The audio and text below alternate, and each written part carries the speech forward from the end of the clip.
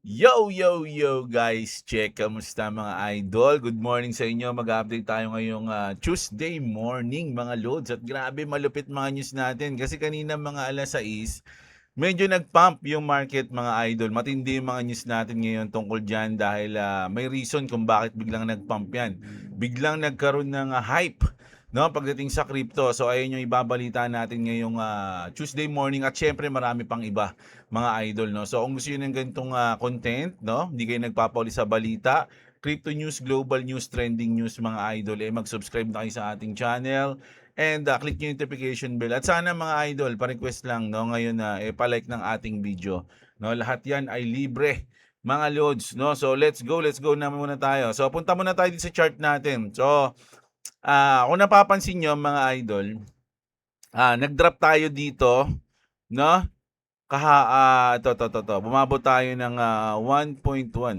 Okay? 'Di ba? So umabot yung ating RSI ng sa 5 minutes time frame ng 17 o 18, basta yan, 17. No? So grabe yan, no? Kung kaya lang kasi diyan tayo inabot eh. No, and then nagpahinga ako niyan mga idol. So pagtingin ko ayun na naka-recover na, sayang hindi tayo naka-position. Pero nag-pump siya mga loads, no? And then nagkaroon ng konso dito, nag-correction, konso, and then pump ulit, and then ngayon balik tayo sa correction. Mga idol, 1.14 ang ating chart. And then ang Bitcoin umabot ng 64 mga loads, no? Sa tingin ko kanina 64. Saan na? Uy, futures, ayan. 63, nag-64 pa nga siya. Mga loads, no? Dahil sa Bitcoin to kasi nga may news sa Bitcoin eh. Mga loads. So pupuntahan na natin yung balita na 'yon, okay? Bago ang lahat, no? So ito na, mga Lodino, breaking news. White House just said that it is committed to building strategic Bitcoin reserve for America. Sinabi yan ni Trump, mga idol, no?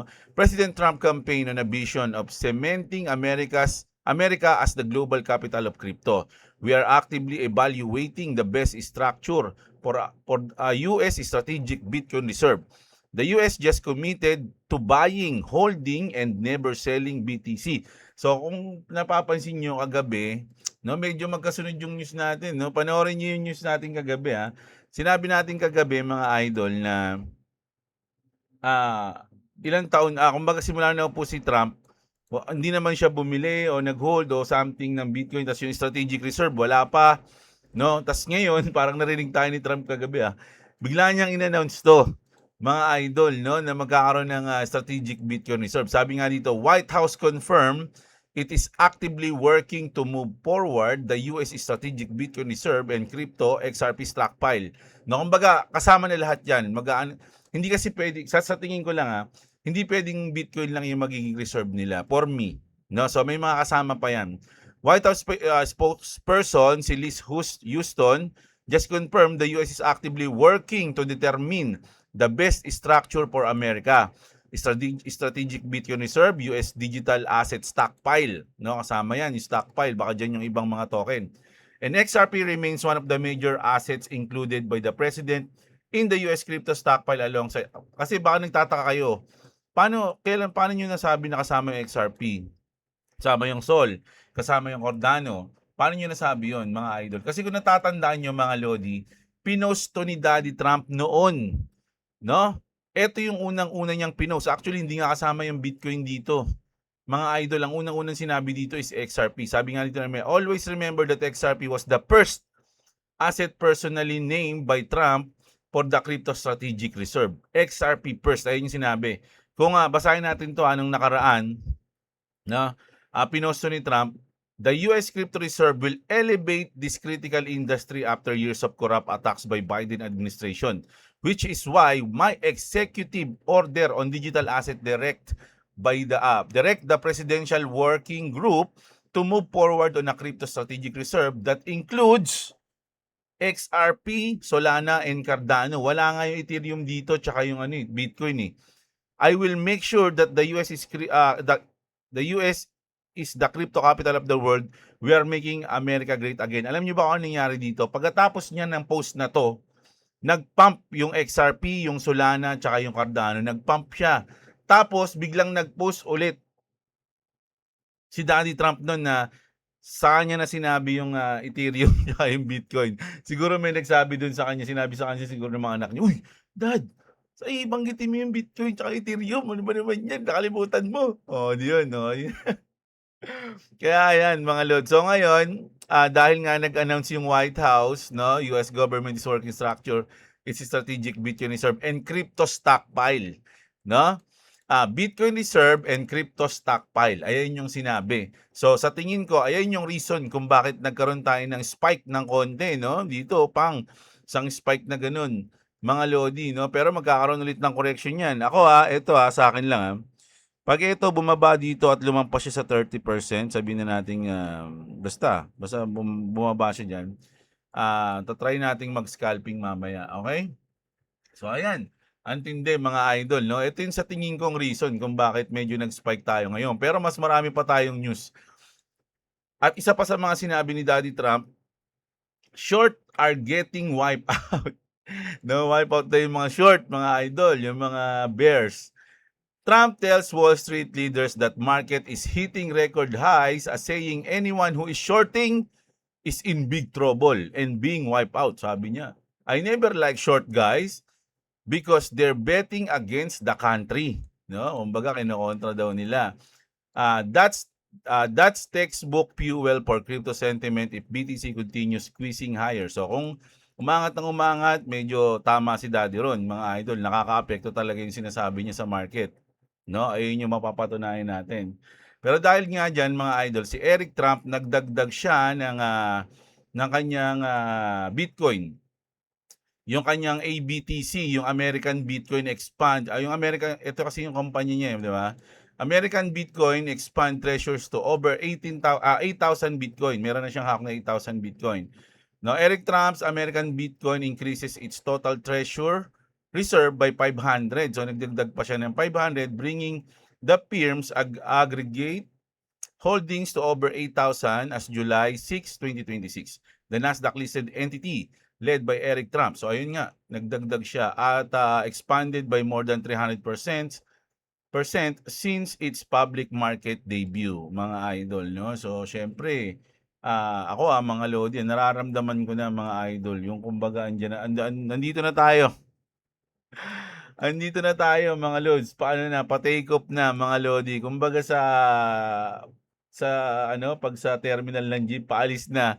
Oh, alis na. Onti na lang, alis na. Ganun na yung sinasabi nung barker. Mga idol, no? Oh, ito na, sumabay na yung Russia. Russia's largest bank is set to launch crypto wallet.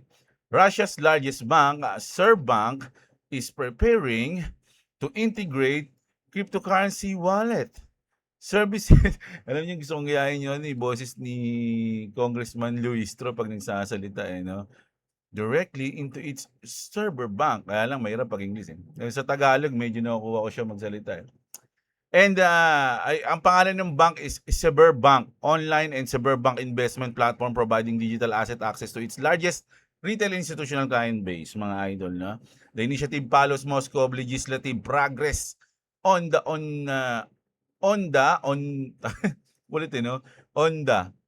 digital currency and digital rights bill, which is scheduled to take effect in September. So medyo malayo pa pero inadapt na nila yan, mga idol. Goods na yan ngayong taon. Sabi ko nga ngayong 2026, no? Ang mangyayari ngayon is implementation, no? Lahat ngayon may implement ngayong taon. Ngayong taon, mga idol, no? Breaking. This whale just opened at ito mga lods, naglong to, no? 61,700,000 BTC long with 40x leverage. Oh my goodness. Ang tapang nito mga idol. No, ang liquidated price niya 58,100 Bitcoin, no? Ayan yung price sa dollars. This trader is not scared of Michael Saylor selling Bitcoin. Grabe. Anong nangyari? So, matapang to, naglong, mga idol. So, tayo, abang-abang tayo. Abang-abang tayo. Dapat sumabay tayo, no? So, sa 5 minutes, 37, mga idol. Sa 15 minutes, ilan? Ang bagal. Mga lods, no? Balik muna tayo sa ating news, okay? Pero sabi dito, the next few months could be brutal for Bitcoin and the beginning has probably begun. Today, seller announced strategic has sold. So, ito nga yung nabalita natin kagabi. Maganda yung news natin kagabi, mga idol. No, so sa mga hindi pa nakakanood, replay niyo yung news natin kagabi. And then, saka nyo panoorin yung news na to. Magkakadugtong mga lods no? So, ayan nagbenta ngayon at nagbenta nga yung MicroStrategy. Kaya nga medyo nagbumagsak yung market natin nakita ng downtrend. Pero binawi ni Trump dahil nag-announce siya ng strategic reserve. Ganun yung nangyari. Pero kaya nga kung isipin nyo nag-announce si Trump ng strategic reserve, mga idol, pero konti lang, no? Umangat lang siya and then hinatak pa rin siya pababa. Nasa 15 minutes na tayo. Sa 15 minutes, 42. Sa 1 hour, kagabi ang ganda ng 1 hour natin, mga idol, no? Dito, ayan, no? Dito yun, no? Saktong-sakto.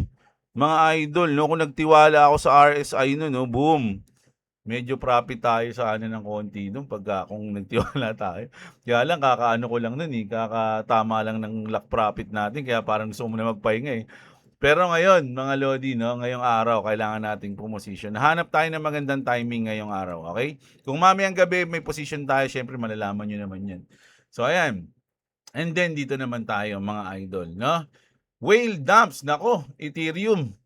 Whale dumps massive Ethereum holding on Binance. High volume whale, no, withdraws 14,267 Ethereum from Binance in a single transaction. Data from Look on Chain values the transfer at $25.3 million, continuing a broader monthly trend of institutional grade capital shifting away from centralized liquidity hubs. Okay, mga idol. No, so kung merong bullish na naglong, mga idol, no, na 40x leverage, mga idol, 61 million. Oh my goodness. $61 million, puta ang puhunan niya. Naka 40x leverage, tapang mo boy, pag niliquidate ka boy, iyak ka boy. Sayang yan, life-changing money na yan, no. Mga lodi, no. Ako, pag mga ganito, hindi ko iniisip na whales to, mga lodi, na isang tao lang. Pagka ganito, 61 million, I don't know, siguro mga bilyonaryo na tong mga to. Pero sa tingin ko, parang ano to, company o group o institution na, sige, positionan mo na yan, boy. Lahat sila dyan, hindi magkakasabwat. So kung merong bullish, merong bearish o merong nag-dump no, ng Ethereum niya. Okay? Tapos ito naman, isa rin to sa mga parang banta ni Scott Bessent.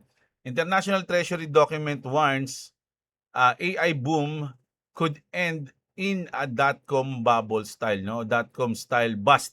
No? Kung yung AI babagsak, mga idol, ganun, mas malupit daw. Parang ganito ibig sabihin ng post dito ni Scott Bessent A draft internal US Treasury report obtained by Notus warns the AI boom has become so deeply embedded across the economy that a sharp downturn could trigger widespread fallout across stocks, banks, chip maker, cloud providers, data centers, and private credit. Kasi mga idol, embedded na yung AI sa lahat ng to. No? Yan, no? Nakalagay dyan, mga lodi, embedded na sa stocks yung AI, sa banks, chip makers, lahat. Marami siya. Kumbaga, nakabaon na siya, mga idol. Kaya once na nag-downturn ang AI, mas malala pa siya sa dot-com bubble o kung ano man yung pagbagsak nangyari nung nakaraang history. Mas malala pa daw yung pwedeng mangyari. Bakit? Kasi nga, konektado na siya sa lahat, yung AI. 'Di ba? Unlike the dot-com era, an analyst says today's AI industry is far more interconnected. 'Di ba? Making the consequences of an AI bust potentially much broader. So mas malala ang mangyayari, mga idol, kung sakaling mag-downturn, no, yung AI. So nako, ingat-ingat tayo diyan, mga idol, no? Ano pa?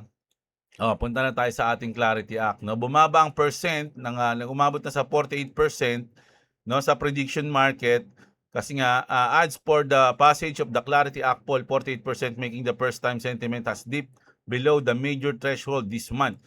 No, kasi nga syempre nawala na sa table yung July 4, mga idol, no. The shift on platforms like Polymarket reflects growing skepticism among institutional participants regarding the timeline for federal smart contract regulation, mga idol, no. Marami nang nagkakaroon ng doubt ngayon pagdating sa Clarity Act.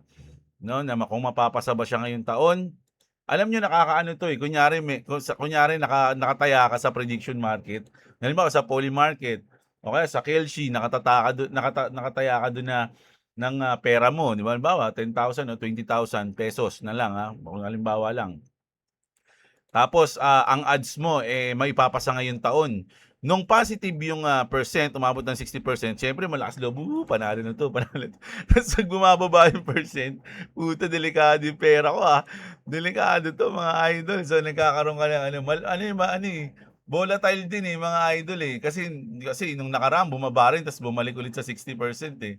So, nakakakaba rin pala 'pag ganito, 'no, yung, sa prediction market ka tumataya, mga idol, grabe yan, speaking, mga lods, kahit na medyo sa prediction market negative tayo, sa tingin ko may chance pa rin. Although negative pa rin pala 'to, dalawang Democrats who back the Clarity Act now refuse to vote for it after Trump's crypto disclosure. Kasi nalaman nila kung magkano yung kinita ni Trump pagdating ah, sa crypto. Kaya nung nalaman nila yung mga lodi, yung dalawang Democrats na bumoto, no, na maipasa yung Clarity Act, medyo nag-back out na. Sandali lang, pag-usapan muna natin 'to. Hindi na kayong basta-basta papayag pag gano'n, di ba? The White House July 4 signing target is officially gone. Wala na yung July 4 natin. Democrats are reacting sharply after Trump's disclosure showed more than 1 billion in crypto-related income.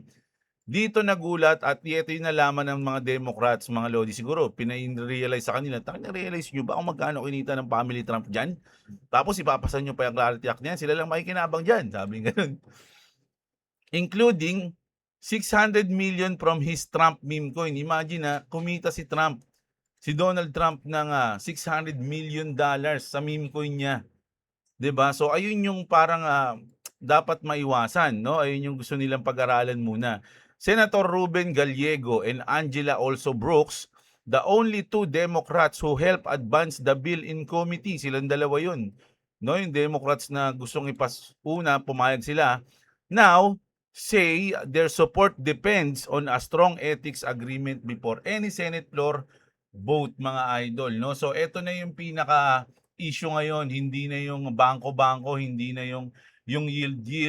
Wala na yun, mga idol. Ang pinaka-issue ngayon ng Clarity Act at ang humaharang ngayon is yung ethics, no? Ethics negotiations have become the number one issue na, mga idol, no? The bill still needs 60 Senate votes and Democratic support is now far from guaranteed, mga idol. Nako, mahirapan na to, mga lodi. Kaya bumaba yung percent na maipapasa yung Clarity Act ngayong taon dahil dito, mga idol. Imagine, yung dalawang Democrats na pumayag na, nag-back out na tuloy. Dahil nalaman nila yung ginawa nila Trump. Isipin nyo, 1 billion mahigit yung kinita ng Trump family. 'Di ba? At kung may papasa daw ang Clarity Act na yan, hindi natin alam kung ano yung iniisip nila, mga idol. Siguro iniisip nila magiging pabor pa rin sa pamilya Trump. 'Di ba? So kailangan nilang pag-usapan yan, no? If negotiators reach a deal, the Clarity Act could hit, ito naman yung parang positive. Kasi magkakaroon sila ng sa July 17, mga idol, 'di ba ang balik nila July 13 ata So July 17 magkakaroon ng debate, no? If negotiators reach a deal sa July 17, the Clarity Act could hit the Senate floor as early as the week of July 20. So dito yung aasahan natin, ito naman yung hihintay natin, mga idol, 'di ba? So matindi 'to. Medyo challenging, no? Sabi nga natin, yung magandang bill, hindi yan ganun kadali maipapasa. Kailangan talaga ng struggle niyan para mas matamis ang tagumpay kapag naipasa na yan. Mga idol, binibigyan pa tayo ng chance para magbudega, okay? So punta tayo dito, mga lods, no? Speaking of AI natin yung nakaraan, a humanoid can make your bed better than you. So pinag-aralan na ng humanoid robot kung paano magligpit ng hinigaan mo. Watch the humanoid meticulous precisions, no, in every move. From pulling the sheets of smoothing the fabric, this humanoid moves with almost human-like care. Ayan, mga idol, no? So pwede na siyang babangon ka na lang, siya na mag-aayos na higaan mo. Ang gusto ko maano ng mga humanoid yung mga ano, maglinis ng bahay, maghugas ng plato, tsaka maglaba. Parang katulong, parang sa kasambahay, gano'n, 'di ba? Kasambahay dapat, eh. Puwede kang bumili ng kasambahay, imagine humanoid robot kasambahay mo. Wala ka nang iisipin, 'di mo na uutusan, kumbaga kung saan siyang gagawin, ipo-program mo siya kung anong oras siya, maghugas ng plato, maglinis ng bahay, 'no, magliligpit ng higaan mo, 'no, gano'n, 'di ba? Oo. Kaya lang parang ang lonely mo nun pagka gano'n, mag-isa ka lang kasama mo robot. At eto naman, nangyari 'to nung, katapusan ng June, mga idol, isang linggo na nakakalipas, mga lods. So, China's space mission decided not to go to space. Instead, it visited the nearby mountain and blew up. Kumbaga kinancel nila yung pagpunta sa space, kaya ang nangyari, pinasabog na lang nila sa bundok, 'no? Ayan, oh, yung kanilang, rocket. Ayan, oh, grabe, oh. Spaceship. Mga idol 'no, siyempre pagka ganyan iba yung fuel niyan maapoy talaga matlihab, eh, boom! Akala niyo yun mga lods, kabog. Yung hanggang laki rin ng talo diyan 'no, mga ganyan kasi siyempre hindi naman mura gumawa niyan mga idol, 'no? So grabe, grabe yun yung ating trending news, global news at crypto news mga idol. So kung gusto niyo ng ganitong content everyday, subscribe na kayo mga idol at syempre click din yung notification bell. Palike na rin ang video kung umabot ka rito mga lods. So kita-kits tayo mamayang gabi, no, sa ating evening news mga lods para hindi tayo nahuli sa balita. So ayun lang ang news natin ngayong umaga. Kita-kits mamayang gabi mga idol. Maraming maraming salamat sa mga nanood mga lods. Magandang araw sa inyo mga kapatid. At what's up mga idol.